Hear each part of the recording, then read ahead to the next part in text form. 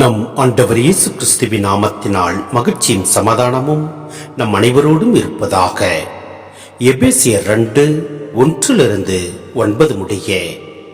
உங்களுடைய குற்றங்களையும் பாவங்களையும் முன்னிட்டு நீங்கள் இறந்தவர்களாயிருந்தீர்கள். அப்பொழுது நீங்கள் இவ்வுலக போக்கின்படி வான்வெளியில் அதிகாரம் செலுத்தும் தலைவனுக்கு ஏற்ப வாழ்ந்து வந்தீர்கள்.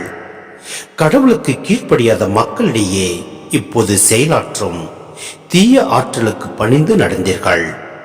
இந்நிலையில்தான் ஒரு காலத்தில் நாம் எல்லாரும் இருந்தோம்.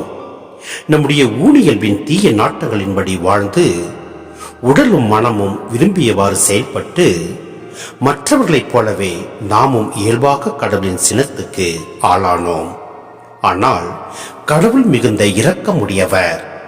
அவர் நம்மீது மிகுந்த அன்பு கொண்டுள்ளார். குற்றங்களின் காரணமாய் இறந்தவர்களாய் இருந்த நாம் அவ்வன்பின் மூலம் இணைந்து உயிர் பெற செய்தார்.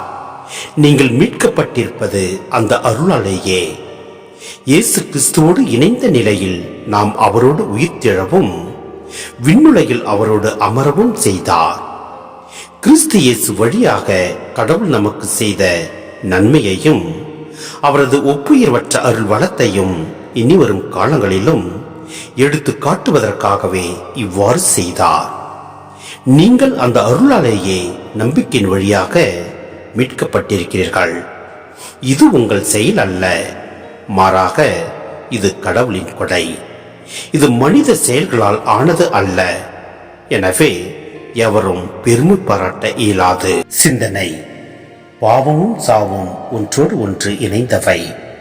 உயிர்த்தெழுந்த கிறிஸ்து உயிரளிப்பவர். எனவே கிறிஸ்துவுக்கு புறம்பானவர்களை பவுல் இறந்தவர்களாக பார்க்கின்றார்.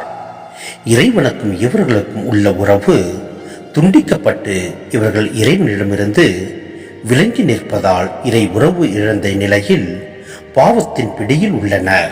பாவத்திற்கும் சாவிற்கும் அடிமைப்பட்டு கிடக்கும் மனிதரை இவ்வுலகின் போக்கின்படி வாழ்பவர் என்கின்றார். மேலும் கடவுளின் நீதி தீர்ப்பை குறிக்கிறது. கிறிஸ்துவின் மீது நம்பிக்கை கொள்வதற்கு முன் மனிதர் பாவத்திற்கு அடிமைகளாகி இறைவனிடமிருந்து விலகி நின்றனர். மீட்பு என்பது கடவுளுடைய செயல். அது அவரது தனிப்பட்ட கொடை. அது மனித செயலால் நிகழ்வது அல்ல என்பது இங்கு வலியுறுத்தப்படுகிறது.